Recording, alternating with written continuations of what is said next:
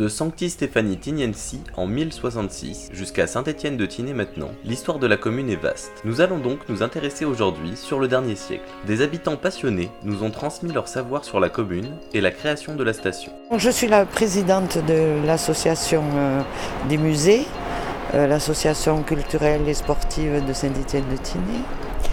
Et donc nous sommes une association qui nous occupons à la fois des musées, de faire quelques activités à l'ancienne, pour la transhumance par exemple. Nous avons un stand où nous montrons comment filer la laine, comment faire des pâtes, voilà, diverses choses. Et nous avons aussi des manifestations par rapport à l'école aussi. Nous avons fait quelques interventions dans les écoles.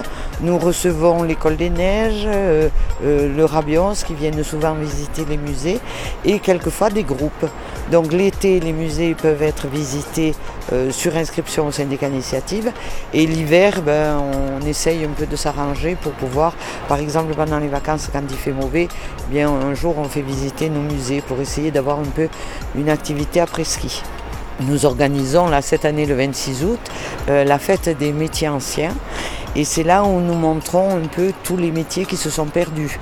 On va avoir le rémouleur, on va avoir les fileuses, on va avoir les cardeuses, on va avoir le cordonnier, on va avoir tous des anciens métiers comme ça, avec bien entendu les outils anciens qu'on ne trouve plus aujourd'hui. Et voilà, aujourd'hui on les voit pendus sur des murs en décoration et on se demande à quoi ça sert.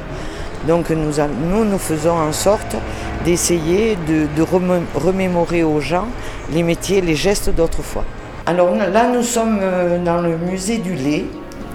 C'est dans ces mêmes locaux qu'était vendu le lait, que les gens amenaient le lait de leur campagne. Ils le déposaient ici et après ils partaient à Nice, à la coopérative laitière de Nice. Donc il amenait là le soir, soit il était vendu à des particuliers, soit il partait à la coopérative laitière de Nice tous les jours en camion. Pas réfrigéré certainement, mais il était descendu sur Nice. Donc les gens amenaient le lait là, il était pesé pour voir la quantité de lait. En général, c'était les curés qui s'occupaient de la gestion de la coopérative laitière. Donc nous avons encore des registres, tous les soirs on notait le nombre de litres de lait et à la fin de la semaine, les gens étaient payés, tout simplement. Donc il y avait un cours du lait, il y avait... sinon ils le gardaient, certaines personnes en gardaient bien sûr, pour faire du fromage, du beurre. Alors ici nous sommes dans le musée de l'école. Il faut savoir qu'à Saint-Étienne, il y avait une école filles et une école garçons, qui allait du CE1 jusqu'au CM2 et les deux écoles. Ça veut dire que des enfants, à l'époque, il y en avait. Bien que certains enfants n'allaient pas toute l'année à l'école, parce qu'après ils aidaient les parents dans les granges et dans les campagnes. Donc ils allaient souvent l'hiver, mais après, dès que le printemps arrivait, qu'il fallait aller travailler, soigner les bêtes, garder les bêtes, ils n'allaient plus à l'école. Alors là, nous sommes dans le musée du four. Donc c'est l'ancien four communal de Saint-Étienne. Et on a essayé de recréer une cuisine, de recréer divers endroits de la maison pour pouvoir montrer aux gens et surtout aux enfants, parce qu'il y a pas mal d'enfants qui viennent visiter nos musées, comment ça se passait avant. Alors le four, c'est le four communal qui était utilisé avant, donc pour faire le pain pour tout le village. D'ailleurs vous avez encore les plaques où le fournier portait le pain dans les différents endroits. Chaque famille avait sa marque pour, bien sûr, pas mélanger les pains. Et le four sert actuellement une fois par an pour la transhumance, où nous le rallumons et où nous faisons... il y a un boulanger qui vient et qui fait le pain comme autrefois.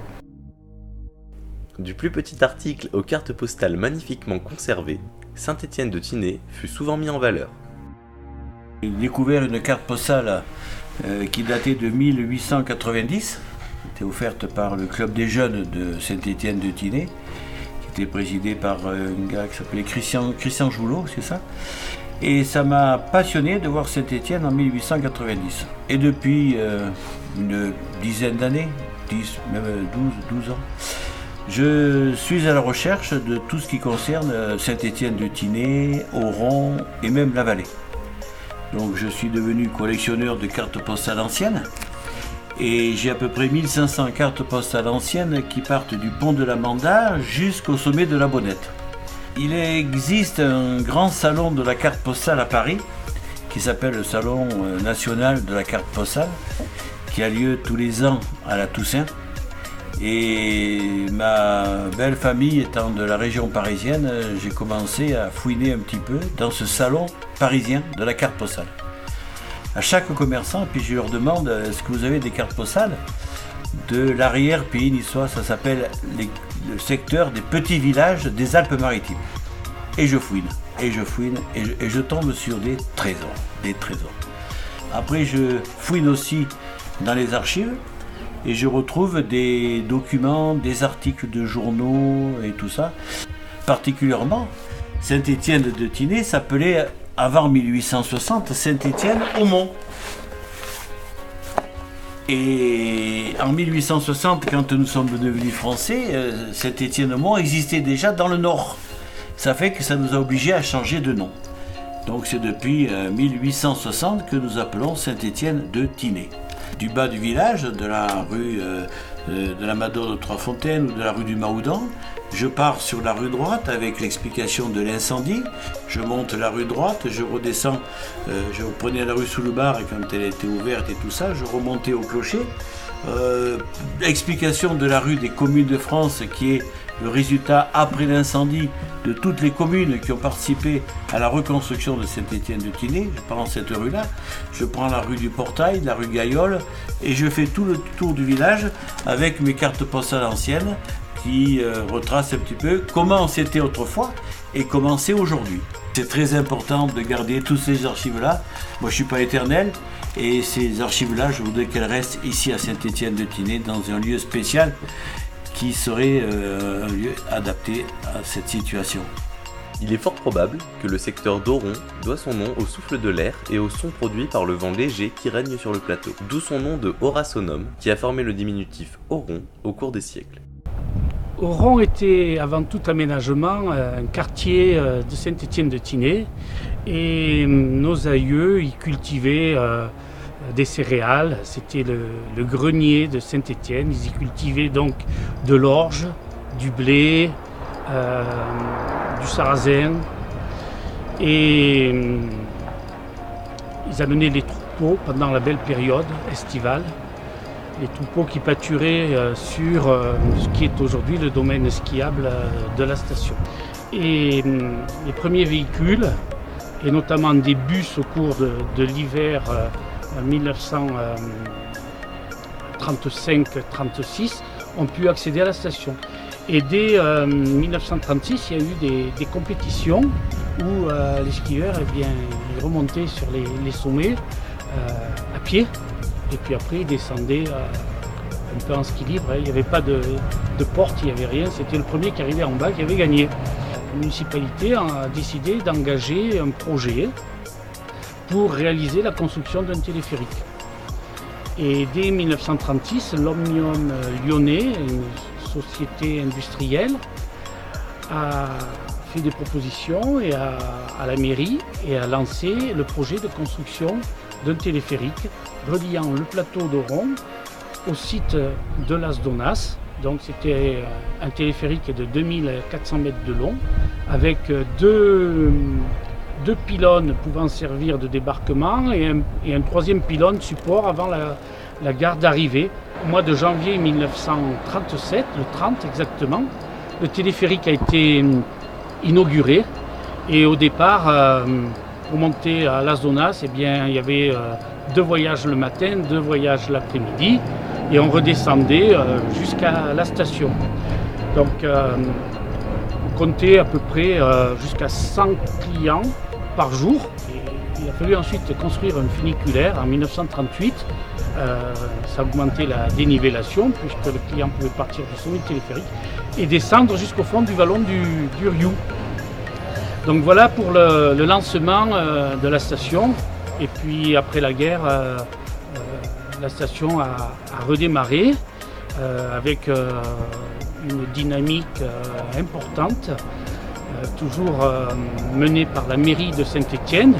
Et ça a continué chaque année. Il y a eu des remontées mécaniques qui ont été construites et l'immobilier derrière suivait avec des résidences secondaires de gros volume. Et durant l'hiver 80-81, il y a eu une absence totale de neige. Et là, la municipalité de l'époque a lancé un projet de canons à neige. C'était les premiers en France. Donc durant l'été 81, il y a eu la construction d'une trentaine de canons à neige sur le site de Las Donas, avec la piste des Nabines et la piste des Vallons équipées. Parmi les travaux importants qui ont marqué le développement de la station, il y a eu en 1973 le comblement du Riou. Alors le comblement du Riou, il a été fait pour que les skieurs puissent arriver à la station ski au pied. Donc la municipalité a engagé des travaux pour combler le Riou en prenant la terre sur les parties avoisinantes. Donc ça permettait de créer une piste de ski confortable et également de construire une remontée mécanique, un petit téléski avec un débit de 700 skieurs/heure pour accéder au domaine.